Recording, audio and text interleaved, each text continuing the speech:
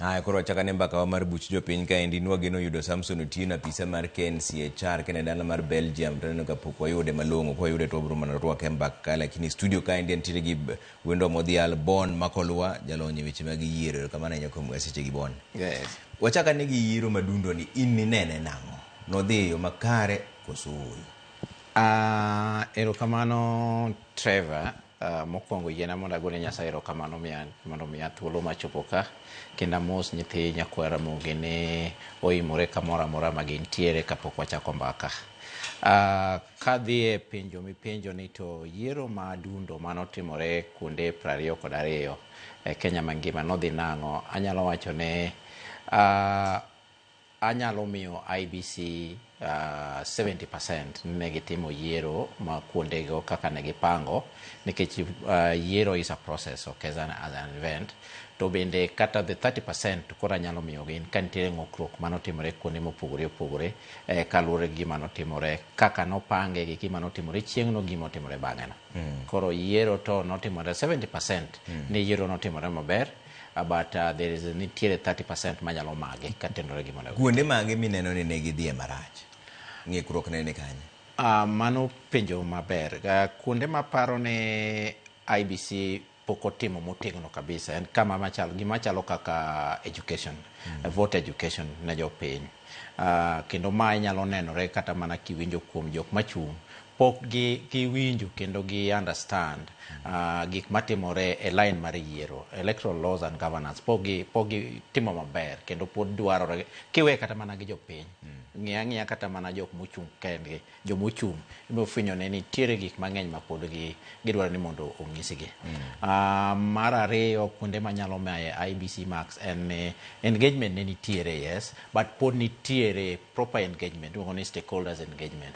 Ne nitiere some bit of lack of coordination between police, IBC, gi jok moko moluoro yiero nikech ing'eni Trevor yiero ok tim mana gi IBC kende. Yiero itimo gi joma agencies mopogore opogore kama oting'o police, oting'o civil society, oting'o jopiny themselves, oting'o political parties. Inyalo neno ni nitiere jogi giwuotho to pok gigel together mondo ging'e ni yiero dwaro mondo giriwre achiel mondo giwach achiel kaka ginyalo del gi yiero. Koro ineno ka nitiere ng'okni e coordination nikech an Kasipul Kabondo an na observe ma Kasipul Kabondo to nyalo neno ni yes nitiere police on the ground, yes nitiere jotend police on the ground gi gimoro amora tineno ka nitiere ng'ukruok moko in terms of coordination matimore kage kacha to mago to challenges maparo ni moving forward ginyalo loso. Kasipul kanye ma Kaluma ne ogo to nindi police niti in kani neno ang'o mane timore kanyo mano Kasipul kanyo be mane ji adeko thoe. Ma ji ariyo notho before election mane momiyo ne omi joka fine between Philip Aroko gi Boyd. To chieng' mane Mheshimiwa Kaluma bedo attacked noyudo ka koka na wuok mane polling station nekech gine notimore Agoro Sari Primary School. To gima notimore mokwongo mana paro ni IBC onego non matut kaluwore gi gima notimore en ni one inyaparo ni ne obedo alleged ni bunde Mheshimiwa nolal kanyo. Sheria mane mawacho kuom gik machalo kaka bunde live ammunitions go madonjo godo e kar yiero mano gik manyego ging'e and mano naneno ka kelo shida. Mar ariyo manang'iyo matimore kacha Trevor king'iyo kaka yiero en ne nitiere polling center kono nitiere polling station kidhi Agoro Sari Primary Polling Center nitiere 8 polling stations ma nitiere gi almost close to 15,000 voters.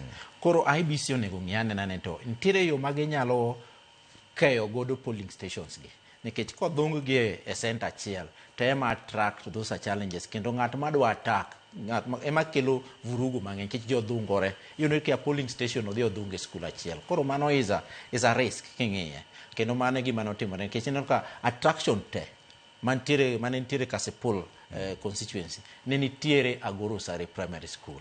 Nimar kisucceed Agoro Sari Primary School to kikawe me take over it as an aspirant to mangiso ni election ma Kasipul chiegni sana mondo yombi nimar inyalo kawe by kelo tension kanyo, ketho election, kata inyalo kawe buying ni ikete makoro en mari ma jomoko bedo intimidated. Nikech ing'eyo ni Trevor, sani election ok kwal through the hardware ni no, ikwale through the software, gik machalo kaka voter suppression, intimidation of voters, coercion of voters. Magi kuonde angles masani jikwalo golo ombulu. Wilo moro marandocha to sani wilo marandocha sani ballot stuffing no is very difficult. To inyalo paro ni jomoko to pod nigi paro no ni inyalo donje polling station ti chako staff. Mane momiyo kuonde machalo kaka Goro Sala Primary School is a target to jok ma pod paro mano. But gima timore sani ni ombulu inyalo kwal through those soft areas, software or methods of kwalo ombulu. And mago to wanyalo wacho bang'e koponi wayudo thuolo, because those are the new ventures ma ji kwalo golo ombulu. Kata mana vote education no. Ka ok ipuonjo ji kaka go ombulu maber, mano is a form of voter rigging, and mago gik mabiro timore kaka dhi mbele. Wawache mana sani nikech koro in jalony e wechegi. Ineno ka gima koro chenro mag IEBC nyaka lokre nade nikech koro mano wach manyien mabikelo. Nitiere joma ne paro ni lweny ni ji gore nikech idwa so ombulu iye kanyo. Wacho ni mano ok gima negitimo mano mondo bi ji obed gi luoro mondo kokoro ji wuogi. Correct. Nitiere joma ineno kaka kidhi Kasipul constituency. Nitiere a candidate mano kauni Agoro Sare en mare. Ma kokawa Agoro Sare ti will win based ni kama Agoro Sare timore nade, kech inyalo pana Agoro Sare king'iya kaka en primary kaka en jok mago kura kanyo gin jok ma go e town gi jok ma around kanyo. To kiwuotho e constituency tinya yudo ni gisepog strongholds mag ji. Koro the two people nitiere ng'at mo believe ne nyako protect Agoro Sare mondo ji wuogi kabisa mondo go kura. To nitiere kendo ng'ato ma ento believe ni koponi adhi suppress agolo koko Agoro Sare ma ji owuok go kura mene obiro ringo to that is a form of rigging. Meaning so ni rigging of election tiende itime tinde gi there's a hardware way and a software way. Software way masani timore ni ema paro ni IEBC onego focus on voter coercion, voter suppression, kendo intimidation of voters. Kiwe kata mana bribery ma ji ng'iewo godo kura kuone. Mago are the ways masani ji olonye. And that is an aspect ma ng'ato nyalo realize kotenore gi gima notimore this by election. To IEBC gi stakeholders meeting mane gibedo godo gi jok manotimo go Yiero 2 days ago. Mago e gik mane neno ka ji nyiso gi ni mondo gi focus on moving towards 2027. Yes. To IEBC nyalo timo ang'o e wach mar lweny ni nikech lweny ni entiere kidienje ariyo. Nwaneno ka lweny wuok ma ji otho. Ma gi fine jochung'. To koro lweny ma wuok seche migo pura ma jochung' te ni e line kan to koro odhi oyier ng'ato. Be nitie kaka inyalo konye lweny ma wuok bang' yiero. Kata chieng' yiero. Mano penjo maber Trevor. Mane momiyo ang'isi ni an amor gi gima IEBC notimo stakeholders meeting mane gitimo 2 days ago ma giluongo all the agencies mondo ji opogre ni ji oyiere ni loso yiero ken mana IEBC kende. Nitiere gik ma IEBC nyalo timo gi gik ma other agencies ema nyaka tim. Onego before 2027 aneno ka mano e gima kuma gichiko. Magi wacho ni yande police get through the Inspector General of Police. In tiji e yiero en ang'o? DCI in tiji e yiero en ang'o? Director of Public Prosecution in keji dhi e yiero tiji en ang'o? Judiciary in tiji en ang'o? Civil society yiero can never be left mar IEBC kende. Gima notimore last IEBC gi last electoral cycle ji tene galo ni kineno ka tulo kowuok dhaw kowuok ji blame IEBC. But ing'eyo ni IEBC imiyo mana some police matin mondo orit kar kurano gi mondo orit ballot boxes gi jok matimo yiero ne. But the bigger chunk of security of the elections must be secured. And the security mar elections rest on the police. Police ema nyaka ng'ene gi strategy, nyaka gitim gini na strategic manner. DCI, jok ma NIS, onego beni nigi okonego beni tulo kaka ni tulo ne wuoka kaka loma madhi Agoro Sare Primary School kacha. Trevor magoe ka diere the security apparatus could not have a leeway of this. Matemre mare mu chwere kacha mar rembe jatelo chwere kacha mabunde serikal lal kanyo kato ne ji wacha ni it's okay. manyiso ni nitiere ng'at moro manoko timo tije maber. Ok inyal blame IBC over that.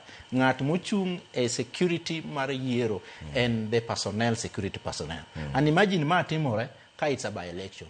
Ma police te no ket Kasipol, manentie maayo mabik county. Koro parane na on a general election. Makoro is porous. Will they manage? So these are the coordinating aspects we are suggesting. The IBC and the Kenya Police and all the agencies onego bedi ni wuok oko mawacho ni ma indie kaka wadwaro yiero ka wadhi mbele. Nono to tulo to pud bro wuok. To ke gima dhiera kan kech kane tulo wuok kapok yiero timore to ne gigogi fwaye. Yes. To unu kaka jolony umiyo gi yore mage ma ginyalo gayo godo tulo chieng' yiero kata bang' yiero. Nikech ka tulo wuok kapok yiero timo yiero to gichung' ma gigo ni wach magi jogi notimo marach omiyo ogogi fwaye mar bilion achiel. Yes. To chieng' yiero gi bang' yiero tang'o omiyo koro giluoko lwetgi ni mato koro kwan. Mano ing'eni nitiere gimiluongo ni Electoral Code of Conduct. Electoral Code of Conduct ema nomiyo gi teko mar goyo joka fwaye. Electoral Code of Conduct nitiere is a period of elections. Ma nitiere gima IBC nyalo timo nyaka chieng' yiero. Tok yiero ka ema shida nitiere. Electoral Code of Conduct, is it still applying? Mano are the legal challenges manitiere. And mani kela wacho gimoro maber ma agombo ne nyikwara bugi ong'e kata Trevor keen you have seen. Ing'eni from 2017 mane in fact 2016 mane okwede ma opingi yiero mar president nyaka sani pok watimo legal reforms e yiero. Pare ni IBC nyaka sani pod tiyo gi sheria manoketi 2016 kane Honorable James Orengo gi Kairit Murungo bedo piny.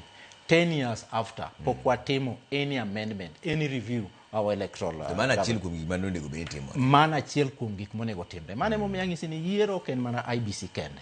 Inyalo paro in the last electoral cycle, IBC to no submit their proposals on various areas mane gidwa ni mondo amendments otimre and reforms otimre, legal reforms otimre. To parliament no dio on in the class. Mane momiyo yiero ken mar IBC kende. Ng'ato ka ng'ato nyaka penjre sani ni ito kama ibedi ofis ma intiere no ka in ng'ama loso sheria ang'o misetimo manyalo improve godo yiero marwa ka pod nyaka sani 2016 nyaka sani pod watiyo mana gi sheria machon ka regulations machon ka. I wish ni chieng' moro i get time ing'e kata mana nitiere gimiluongo ni statutory forms form 34A ka form 35B ka ing'iye kata mana ni mitiyo godo gin machon ma onego bedi ni osebedo reviewed nikech inya paro Trevor in 2017 Supreme Court noketo recommendations kane gi wito yiero mar the former president Uhuru Kenyatta negi wito magi wacho ni magi yiero kuonde mwadwa ni mondo IBC olosi ka yiero dhi mbele ma ji no dhi for election machielo 2022 ochako dhie petition the Supreme Court ochako golo list kuonde ma gidwaro ni mondo pare ni mago gik mapok otimore nyaka sani.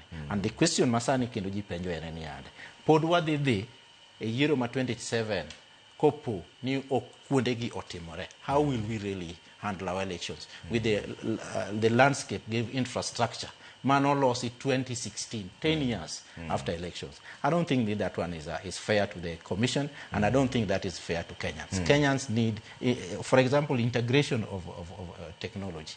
Iparo ni nyalo timore atima gi gik manotimore 2017 2022. No. We have to change and have a space within the Electoral Governing Council, lift the legal reforms, more to do regi gima timore sani. Yes. Gik madongo milero go nikech ilero gi maber ahinya be. Yes. Mage manyalo miyo samoro be ng'eny ji okuog oko e wach mar yiero. Nikech yiero madundo ni ng'enyne to ji okuoga. Lakini wang'ni ne odadhi e piny ahinya. Kabe ji wacho ni koso bin mae kaka higa mar 2027 nyalo bet. Nikech inene kuonde ariyo. Yiero madundo ji ok owuok. Ka koro ing'iso rowere ni mondo gindikre kaka jogo kura bende ok giwuogi. Mano do ng'iso ni nitiere to moro ma jopiny nigo ni gini ok nyal dhi e yo makare. Mano penjo maber. Ing'eni nitiere yore adek ma jopiny lose godo confidence any governing body mar election. Mokwongo and the independence mar that governing body. Ka ji kawo ni is it independent? Mar ariyo en ni ka governing body no osebedo over politicized, ka jok siasa odhi to kao kar kama duol monego bed ni tayo yiero. Gi mar adek, koponi ikruok gi lokruok mag sheria gi regulations mag gini mag tayo yiero ni ok loki, ji neno mana ni the same story, the same everything. Kaka notime 2017 e kaka ochako time 2022 e kaka pod notime 2025. Koro mage gik ma miyo ji kone ato koro ka ne watime gi the same thing to nodhi kama, ang'o momiyo koro nyaka chodra mondo adhiye mondo ago kura. Mano mokwongo. Mar ariyo, ing'e ni technology Trevor, wan wase advise jo IBC through the ELGA matiyo godo, Electoral Law and Governing Institute of Africa, ni the only way mwanyalo konyo godo youths gi Gen Zs gi mondo donji yore mar yiero, nyaka wa harness, nyaka warwak technology kaka wa administrate our electoral governance. Nikech Trevor, jok machalo kaka jomatindo gi, for example, okinyal kone niya sani ka ji application olandi ramogika ibitime online. Kamora mora magi application magi timo magi sik godo tije itimo online. Kendo gitime from kama gintiere no. Maka seche moko gibed shortlisted magi dhi makawgi. To yiero tidwa ni mondo pod owuog ka odog ka sipul kuma no kawe kura, ogo kura, uduog ka. 70% mag jok mano register manogo kura 2022 mathindo manentiere ka sipul nok nyal dok ka sipul. Koro ang'o ma watime ma? Ang'o ma mono waparo kaka jo Kenya ni how far can we go with the technology electoral governing? Ang'o ma mono waketo gik machalo kaka AI? To mago gik ma IBC ok nyalo timo kendgi. Wabunge mad legislate nyaka come out very clearly. Ang'is jo Kenya ni ang'o ma ginyalo timo mondo girwak AI yo mwatimo godo uchaguzi maro. For example, Trevor, sani endi gi technology ma Kenya negoni. Ni ere gimomiyo nyaka tadhi mana kasipul mondo register as a voter koka biadhi ago kura kasipul, for example. Ang'amo na dhi office ma IBC ka endi ta register as a voter ta yier kuma bro timore nade goe kura. Honestly, nitiere gik moko ma ang'eni our electoral governance yo mar technology is so progressive. En gik madwaro mage gik mar koro wadwaro through institutional strengthening mondo IBC obed gi this power, mondo migi funding early enough, mondo gibed ni ginyalo bedo ni gin gi their fund, mondo gitim go gigi eka jo piny biro dwaro yudo gima gidwaro. Nono to will be is like giwacho ni ande wachamo kekwa to bende wadwa ni mondo kekwa ni otimre nade obedgo. Dok chich ma wan go boni, ng'eni chich ma wan go gi luoro ma wan go emomiyo technology ni ok chal ka gima ji nyalo yiego ni ombijo go kura ken e got mar Ramogi ka to ombija machielo bende gocho ken nyakacha. Ok mane ma ji neno ni nyalo kuo moro nyalo wuok e iye ka. Chich nitie gi luoro. Trevor, mane gima AI ka gikelo AI biro ketho. Kendo gima AI ni biro ketho mogik en gimoro ni ng'ato wacho ni staff ballot. Gimiluongo ni Kemskate cha en gi models ombija ma ki enable te to kata ma onge kaka the moment me se register kacha the same jok mobedo identified kacha ema bro dhi onge yo mora ma kato nitiere sane neno ka in the new voter registration gikelo the iris thing. Mangiso ni the iris makoro ne onge jok mane kane register chon. Gima duong' en ni koro gino dhi konyo ni ande kapo ni biometric ni machalo kaka lwedo gini gi otamore face ni to kata tim mananade ok nyal tamore. Kinyalo yawo simbi gi face ni kama ang'o ma miyo wan bende wadhi kacha to Kemskate cha o identify gi face ni mondo wawere gi gimoro ni ng'ato nyalo biro ni an lwetni na gino otamore donjo omiyo mine bede line mabor ni koro ni jogo endi ne wayiene gi ni mondo gigoche gi fill some forms nikech gin ne ok wanyalo identify their biometrics. Mage gik maka wanyalo bedo piny to watieko Trevor to wanyalo bedo gi yiero ma at least ng'ato koneno to nyalo wacho ni it's free and credible. Ng'ene credibility comes with a lot of aspects. Nikech yiero ni lokruoge gi ok nyal tim gi tedi chiel. Yes. Uneno ni kaka Elgea ngomo neno ni inyalo lok sani mapiyo nikech kaka koro miwacho no en chik maber. Yes. Ni ok ochuno ni nyaka dog mana nyaka acheka go kura. Yes. Ka nyalo goye kata gi Nairobi ka mak mana ni register mako ni antin. Sani gima giketo en ni kandikora nyakach to kata mana kibira to kago ok igo ni nyaka dog mana nyakach nyaka dog mana nyakach nyingi ten macha ididi ben macha correct ang'o muneno ni jogi onego bed ni loko mapiyo piyo manyalo konyo yiero mabiro ni nikech koro higni to dong dwe mana ariyo kende guru I think the man openjo maber nitiere gima iluongo ni political economy analysis mano wasetimo kaka jo Elja ma part of it waseshare kata mana gi the commission itself ma e yo kanyo gima ber en mondo penjo neno odwok maber ng'ato ka ng'ato neno gini mopogore gima jo Kenya dwaro sani Trevor en can we have an election conference mwakelo all stakeholders manitiere election ka waketo gi kamoro achiel to giwacho ni dalawa ja IBC spearhead ma to wacho ni mae ndie kaka wayudo electoral kich jogi nyien to wadwa ni mondo wawuoth through e gini together maonge ng'at moro amora madong' chien ere areas ma unu neno ni are priority areas ma watere bunge kacha to jo bunge go through JLAC Justice and Legal Affairs Committee bende ni kanyo wacho ni magi to wayiego kukelo wakelane to wakalo within 1 week to all those inyalo paro kata mana orengo kirai to loka kano kalo to gigi kalo nikech gigi gin gik manitiere gin gik ni priority and basic legal reforms magi nokonego bed kata mana ni thagore nitiere gik machalo kaka gik mowachogi gik machalo kaka kelo ok wanyal kelo technology dichiel but technology gima chalo kaka ni sani ka gidwa enhance voter registration oketa ni anyalo wuok kaendi tadhi Nairobi kata choose it's just a matter of opening that games mondo jurisdiction mare obed Kenya mangima ochuno ni nyaka obed locked into one constituency or one polling station koro magi gik mineno ka but I agree gima ne IBC okwongo timo kane gidonjo is engaging with the stakeholders they have been engaging with the stakeholders magik mineno wa discuss gise discuss gi some very important machalo kaka jo media ingeni onge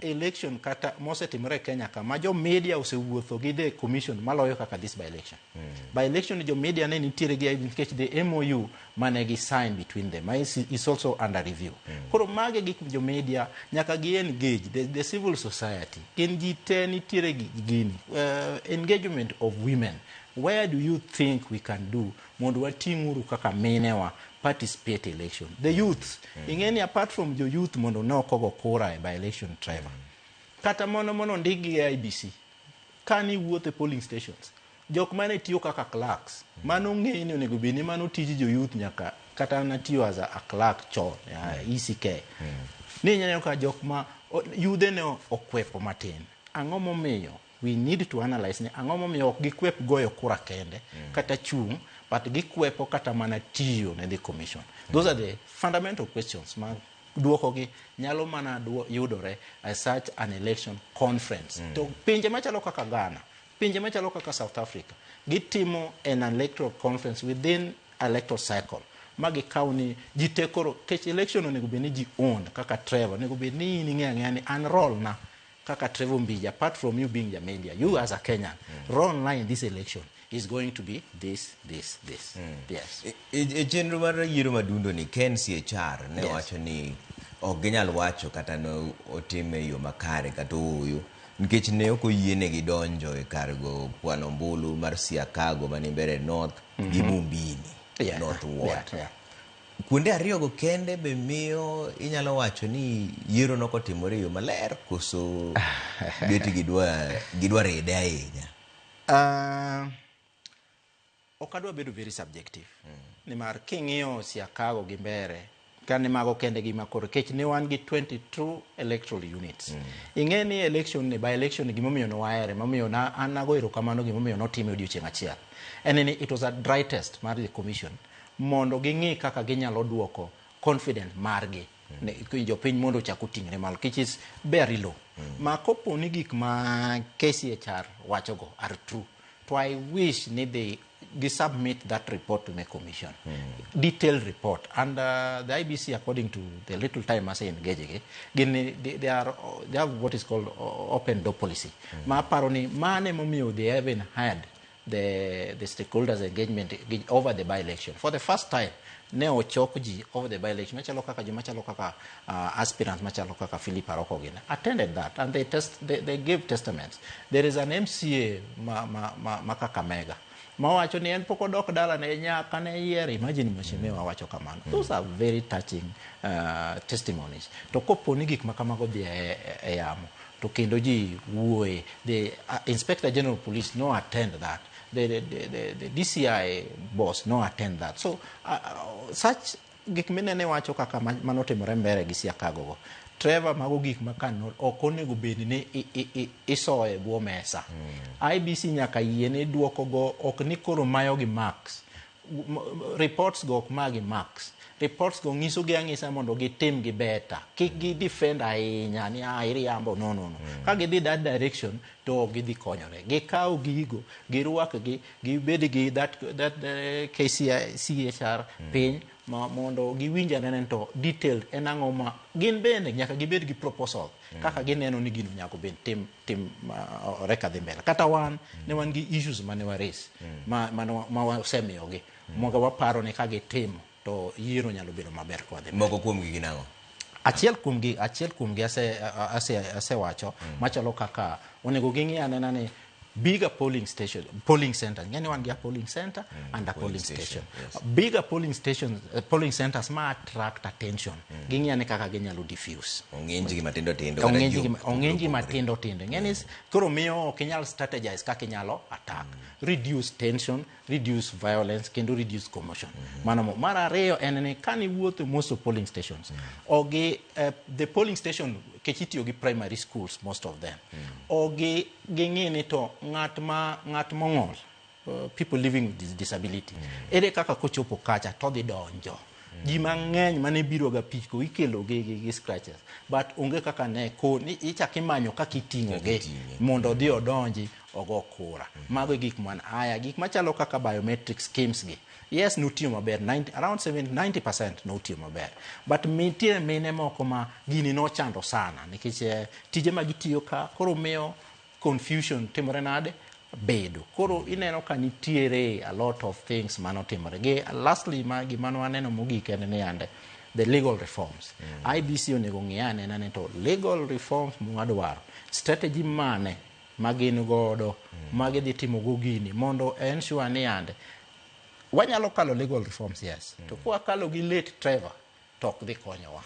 Onego kal gi chon. Trajectory marwa is around 18 months before the general election. Ang'o miyo 18 months before general election? Miyo koro puonjruok jo IBC nigi enough time to implement it, enough time to carry out civic and voter education, kendo other agencies bende understand.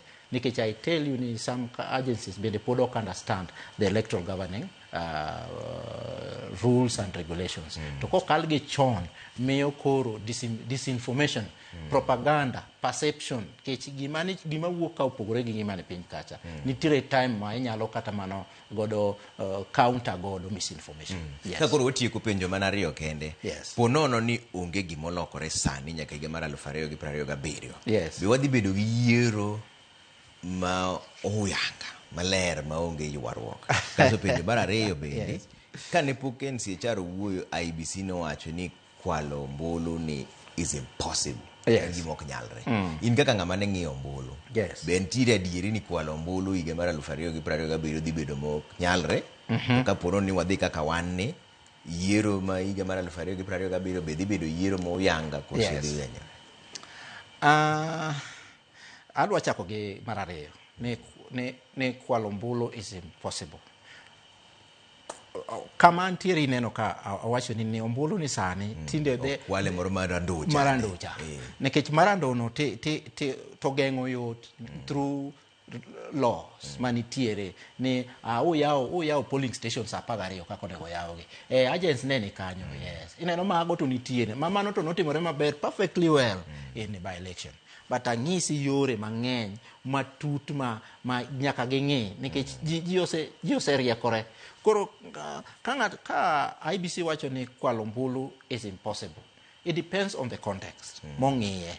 ka in nga it depends ni to in iwuoyo from which angle. According to ma wacho ni ande kipalo ni nyalo tiyo gi IBC mondo ikwalo mbulu to is it impossible nikech gima duoko en ande ji osekawo ni sirikal tiyo gi IBC mondo timrok nado kwalo mbulu mane context men wuoye but king'iyo kwalo mbulu does not mean ni odhi to kwale kaka ne wacho kwalo mbulu en ni ande ni miyo monego bed ni wuok dhi go mbulu e gweng'u kacha nyaka kacha e polling station migoye kura bende owuok modhi ogo kura koro manyiso ni ande ni koko wuok odhi kura election no kinyalo wacho ni en free and fair inyalo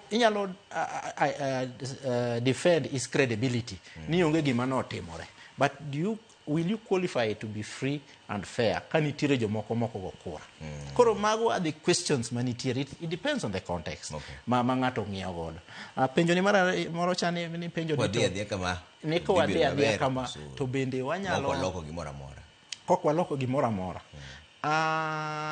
the answer is ni ande kwa dhia kama kokwa loko gimoro amora rais to wadhi bedo godo governors to wadhi bedo godo jomwa yiero to wadhi bedo godo but will it pass the test of credibility koponi nyaka sani pod itiyo gi forms manolosi 2016 bende mage gik ng'eni nitiere gik moko micheko ma nyaka check in the elections matut